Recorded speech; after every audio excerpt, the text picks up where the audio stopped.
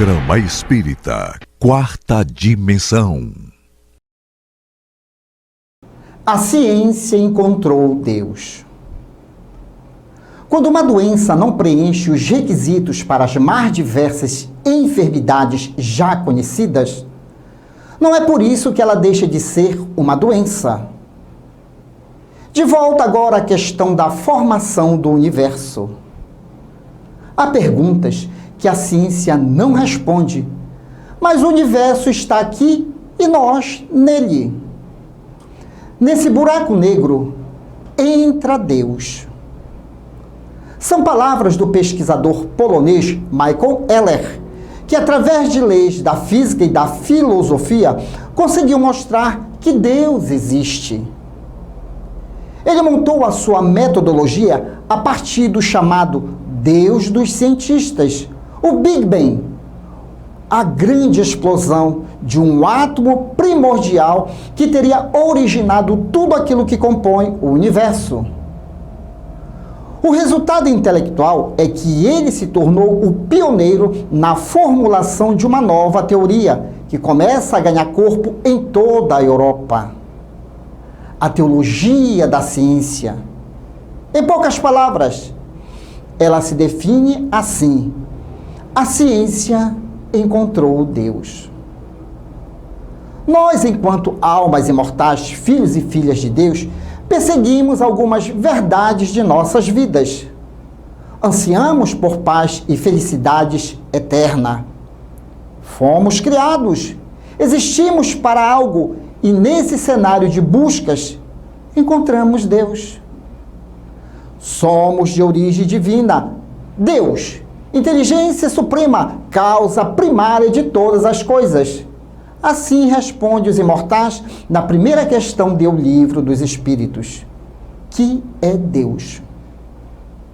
Quando por te sentires atormentados pelos enigmas da vida, sigamos as orientações de nosso Senhor Jesus Cristo. Tranca-te no teu quarto e, em secreto, conversa com o Pai, pois que tudo sabe, tudo vê. O Quarta Dimensão já começou. Revelações no tempo e no espaço. Argumentação, lógica, comparação. Revelações no tempo e no espaço. Interpretação analítica entre a Bíblia e o Livro dos Espíritos. É só uma questão de bom senso. Novamente aqui, Rômulo Leite, profundo conhecedor do Espiritismo, e sempre está dando a sua colaboração para ampliar ainda mais o conhecimento à luz do Espiritismo. Tudo bem, meu amigo? É uma grande satisfação estar mais uma vez aqui com você e compartilhando com os internautas interesse na doutrina espírita, porque nós vamos absorvendo cada vez mais esse conhecimento e ver como ela traz grande consolo, grande esclarecimento para as inquietações humanas. Então a gente vai fazer a nossa parte dentro desses poucos minutos que nos oferece. Que inclusive, né, Rômulo Leite, o Espiritismo como sendo ciência, vem acompanhando as descobertas aí, né? Olha, é a soma, né? Certa vez, Albert Einstein disse que a ciência sem a religião é manca. E a religião sem a ciência é cega. Ou seja, as duas se complementam. Porque a ciência ordinária trabalha só com as coisas materiais, que pode ser aferida pelos instrumentos materiais. Mas ela fica perdida para outras questões transcendentais que a doutrina espírita vem ao nosso encontro e se complementam, na verdade. Inclusive, Rômulo, nesse mundo, como acabamos de falar, globalizado, informações daqui e dali, então já há por parte da esmagadora maioria da população deste planeta o conhecimento e a convicção do mundo espiritual. As pessoas já têm realmente essa noção de que existe um mundo espiritual, não é? Até porque, Douglas, a nossa verdadeira casa é lá. E nós trazemos dentro do nosso subconsciente, assim como nós temos no subconsciente a certeza de que existe um Criador onipotente que cria e organiza todo o universo, nós também temos isso dentro de nós, de que a vida não se resume do berço ao túmulo. E, puxando esse gancho preliminar da nossa conversa, nós vamos falar justamente do mundo espiritual, aonde algumas pessoas, de forma até intuitiva, dizem: meu Deus, o que foi que eu pedi antes de nascer? Você é acostumado a falar essas coisas? Mas Allan Kardec faz um questionamento aos imortais quase parecido. As escolhas das provas nós fazemos, mas vamos ser fiéis ao Livro dos Espíritos. Questão 269. O espírito pode enganar-se quanto à eficácia da prova que escolheu? Quer dizer, intuitivamente nós sabemos que escolhemos, mas e aí, nós nos enganamos de vez em quando? Eis a resposta dos imortais. Pode escolher uma que esteja acima de suas forças e sucumbir. Também pode escolher uma que não lhe traga proveito algum, como buscar, por exemplo, um gênero de vida ociosa e inútil. Mas, então, voltando ao mundo dos espíritos, percebe que nada ganhou e pede outra para reparar o tempo perdido. Como meu amigo aqui falou, nós temos noção desse mundo espiritual. Rômulo Leite, vamos desenvolver esse assunto aí, porque tem muita coisa para se explorar. O tempo é muito curto, mas nós vamos ter que, primeiro, nós precisamos entender se realmente nós estamos viajando com essa ideia de encarnação. Será que é coisa do espiritismo a encarnação? Se nós formos estudar a história, nós vamos perceber que há mais de 3.500 anos antes de Cristo, naquelas obras hindus chamadas Bhagavad Gita, já diziam assim: o corpo é como uma roupa, que depois de um tempo nós temos que nos desfazer para vestir um outro corpo. E não parou por aí.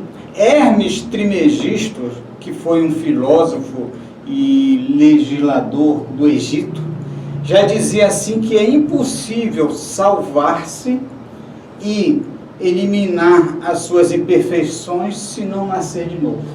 Ótimo. Mas também Nicodemos, certa vez, procurou Jesus e perguntou como ele poderia ver o reino de Deus. E Jesus disse na época: é necessário que nasça de novo para ver o reino de Deus. E aí o Nicodemos perguntou assim: mas como eu posso entrar depois de velho no ventre de minha mãe? Jesus diz assim: nós apenas falamos o que nós temos experiência e o que nós testemunhamos. Mas se tu não consegue compreender coisas que é da vida material, o que dirá então das coisas celestiais? Portanto, a reencarnação, ela não é uma coisa criada pela doutrina espírita. Aliás, eu quero dizer para os internautas e para todas as almas que estão aqui sintonizadas conosco, que na própria Bíblia Sagrada, o dogma da reencarnação estava nessas escrituras até o século V da era cristã. Sim, já trouxemos esse assunto aqui. Vejamos, Deus é infinitamente justo e bom, e as leis divinas são perfeitas e imutáveis. Uma das leis chama-se causa e efeito, a outra reencarnação. Tem uma outra lei que é só para quando chegamos a essa condição de espírito, que é a lei do livre-arbítrio. Ora, então veja bem, se a nossa verdadeira casa é o mundo espiritual, tanto é que Jesus, não é a doutrina espírita que diz, a doutrina espírita ratifica, diz que o reino dele não era daquele mundo quando esteve conosco há mais de 2 milênios. Mas o que acontece? Nós estamos lá na erraticidade, a lei de reencarnação é necessária, porque só assim nós podemos evoluir, através das vicissitudes e as dificuldades que o meio material nos proporciona. Nós fomos criados simples e ignorantes, através de várias encarnações, nós vamos passando por ela, nos tornando virtuosos e inteligentes, até chegarmos a uma condição de espírito puro. Quando chegamos a essa condição de espírito puro, não há mais nada a ser ensinado. Então já estamos livres dessa roda de reencarnação. Porém, muitos espíritos que já estão mais despertos, já estão mais ou menos conscientes de que é um espírito imortal e que vem para o mundo físico com essa finalidade de evoluir, podem contribuir no planejamento reencarnatório. Não são todos. Agora, Rômulo, nós temos em parte uma intuição do que nós viemos fazer aqui na Terra? Com certeza. Olha só, se nós tivermos... Porque, olha só, tem gente, eu sei que você caminha, faz atendimento fraterno, e tem gente que diz assim, eu não pedi isso. Mas o Espiritismo diz que, sim, em parte você pediu. E tem como a pessoa saber, veja bem, de uma forma ou de outra? A doutrina espírita, estudando o livro dos espíritos, os espíritos superiores, eles relatam para Allan Kardec de que existe um véu que cobre o nosso passado com o presente. Ora, o que é um véu? Um véu você consegue enxergar alguma coisa do outro lado. Véu é diferente de um bloco de cimento, onde fica fechado e você não lembra nada do que está lá. Então, todas as nossas intuições, tendências, nossas afinidades, nossas sintonias, têm tudo a ver com o que nós éramos em outras encarnações. Ou seja, quer saber o que você era ontem, veja o que você é hoje. Quer saber o que você vai ser amanhã, veja o que mais você alimenta hoje. A vida é uma só, como diz o apóstolo Paulo, mas as existências são múltiplas. Quanto à questão das escolhas, nós temos duas coisas a levar em consideração. Primeiro, quais são as nossas necessidades para reencarnar? Aquelas coisas que nós precisamos corrigir, aquelas coisas que nós precisamos melhorar dentro de nós, os conhecimentos que precisamos obter ainda. Isso é um aspecto. O outro é saber as nossas possibilidades de ter êxito nessas escolhas. Então, se o espírito quer dar um salto muito grande para avançar na jornada espiritual, escolhe uma grande prova, pode ser que ele venha a sucumbir, como diz essa questão. Mas, se por acaso ele ainda não está bem acordado e faz umas escolhas muito efêmeras, muito fáceis, ele, quando chegar no mundo físico, vai passar, tudo bem, conseguiu cumprir a sua jornada, mas quando ele volta para o mundo espiritual, que é onde ele cai em si, da sua verdadeira objetividade em relação ao espírito imortal, ele vê que ele realmente perdeu tempo. E aí ele pede imediatamente para que ele logo tenha uma encarnação e, se for o caso, uma prova mais rude. Porque na lei de Deus não existe imparcialidade. Aliás, parcialidade. Não, para o Douglas eu vou para uma prova assim, para o Rômulo não. Tudo é uma questão de mérito. E o mérito é proporcional ao sacrifício, ao devotamento, ao esforço que o Espírito faz. A própria lei de evolução de cada um, né? A lei de evolução de cada um determina o estilo de vida que você vai ter nesta e na próxima reencarnação, porque tudo acompanha o quê? A própria inteligência. Rômulo, qual é aquele tópico para o nosso telespectador que anda reclamando muito da vida? Você fez as escolhas, dá para mudar e dá para tornar-se feliz, não é? Olha, veja bem, eu queria, antes de dar essa palavra, eu queria dizer uma coisa para você. Diante dessas explicações curtas, rápidas que nós falamos, reflitamos na seguinte condição: será que o marido ou a esposa mala que você não está mais suportando, você não escolheu na erradicidade? Será que a prova material que você pediu, com parcos recursos materiais, não foi uma prova que você pediu? Então não desistamos imediatamente dela. É perseverança, como diz Jesus, né? Neste mundo tereis ranger de dentes, tereis aflições, mas tem de bom ânimo, que eu venci o mundo, né? Ou seja, nós precisamos perseverar naquilo que já foi planejado. A espiritualidade mesmo nos conduz. Então, querido telespectador, nada de desânimo, dá para reverter o processo, é necessário buscar o conhecimento, porque o conhecimento traz a alegria e a compreensão de que Deus nos criou para uma felicidade e uma felicidade eterna.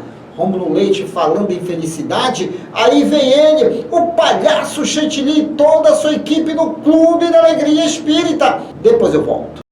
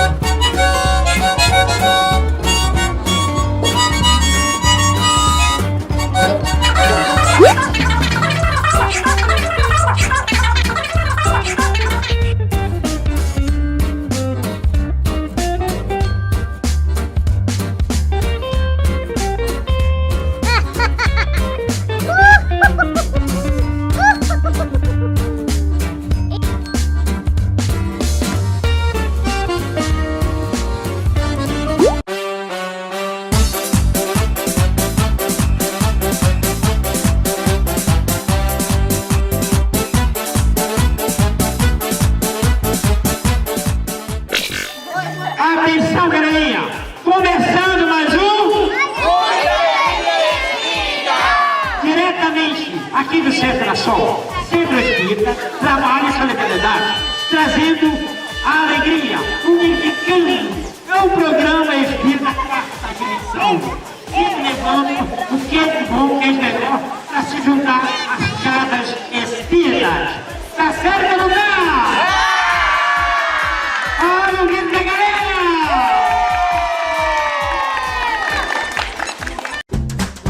Você não sabe? Então fique sabendo! O dragão marinho comum é um peixe ósseo da classe dos actinopterídeos.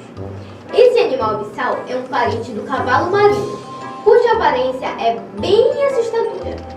Ademais, vive nas águas da Austrália, Possui cores vivas que o ajudam na camuflagem. E vive em águas superficiais, junto a bancos de algas e a pradarias de erva marinha. O dragão marinho comum pode atingir até 45 centímetros de comprimento e possui elaboradas apêndices permanentes em forma de folha que utiliza para se camuflar entre as águas. Ele não tem escamas, mas é revestido por diversas placas ósseas. Armadura bastante eficaz na proteção contra predadores. Se você não sabe, então fique sabendo!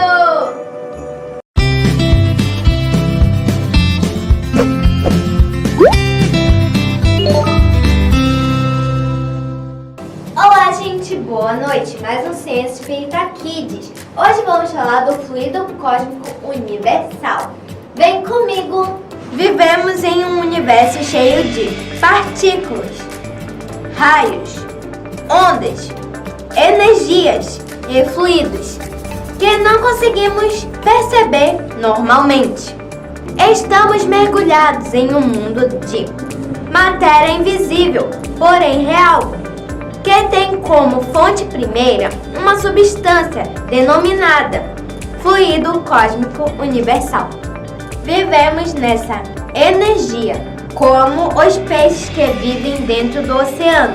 Tudo é preenchido, não existe vazio. Assim nós vivemos dentro desse fluido. Tudo é preenchido com energias. Este fluido penetra em todos os mundos, em todos os seres.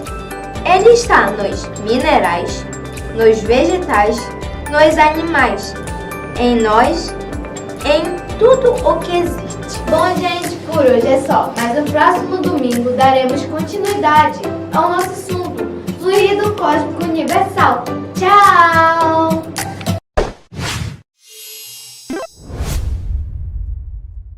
Bom, gente, e agora vou apresentar para vocês o nosso clipe show de hoje. O clipe show de hoje são todas as brincadeiras que fizemos aqui com as crianças aqui do Serra Sol. É, não é? Quem tá feliz é o lindo!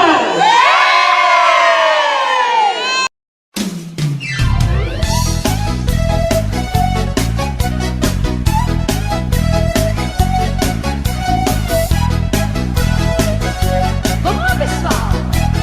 Dê um sorriso.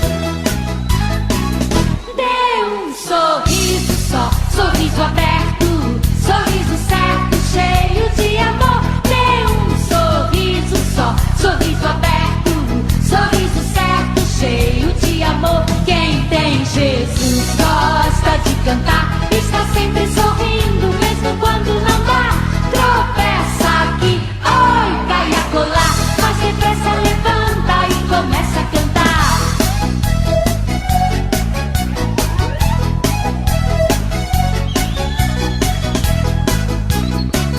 Dê um sorriso só, sorriso aberto, sorriso certo, cheio de amor. Dê um sorriso só, sorriso aberto, sorriso certo, cheio de amor. Quem tem Jesus gosta de cantar, está sempre sorrindo, mesmo quando não dá.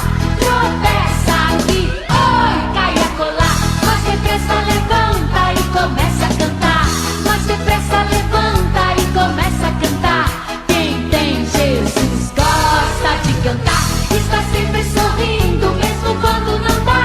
Tropeça aqui, oi, cai a colar, mas depressa levanta e começa a cantar. Mas depressa levanta e começa a cantar. Mas depressa levanta e começa a cantar.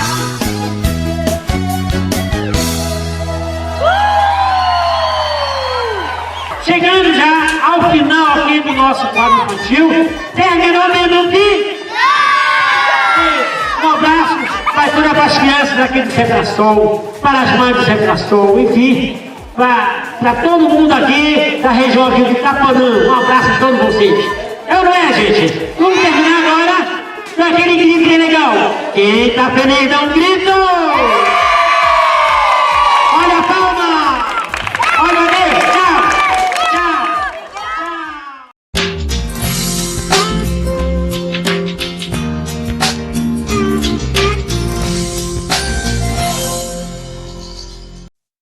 A síndrome do pânico é um transtorno específico que pode atingir qualquer pessoa com alto índice de vítimas na atualidade. Segundo o espírito Joana de Ângeles, no livro Amor, Imbatível Amor, existem fatores físicos e psicológicos que desencadeiam, agravam ou atenuam esse transtorno.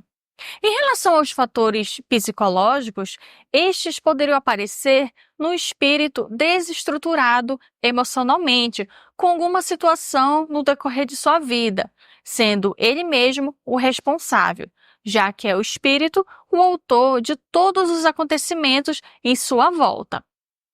Essa situação pode gerar para o espírito uma perturbação, levando ao aparecimento de algum transtorno, como a síndrome do pânico. Por isso, é importante o zelo próprio, pois, em um distúrbio do pânico, desafetos espirituais poderiam aproveitar-se do nosso desequilíbrio emocional e induzir a uma obsessão. Joana de Ângeles afirma também que as enfermidades da alma se farão recuperar-se somente quando houver transformação estrutural do pensamento, como, por exemplo, esforçar-se para fazer o controle mental diante das situações cotidianas, aliando isso ao tratamento médico para um total restabelecimento do equilíbrio espiritual e fisiológico. E essa foi a nossa dica de saúde de hoje. E chegamos ao término desta edição. Você quer adquirir os livros indicados neste programa e outros livros espíritas?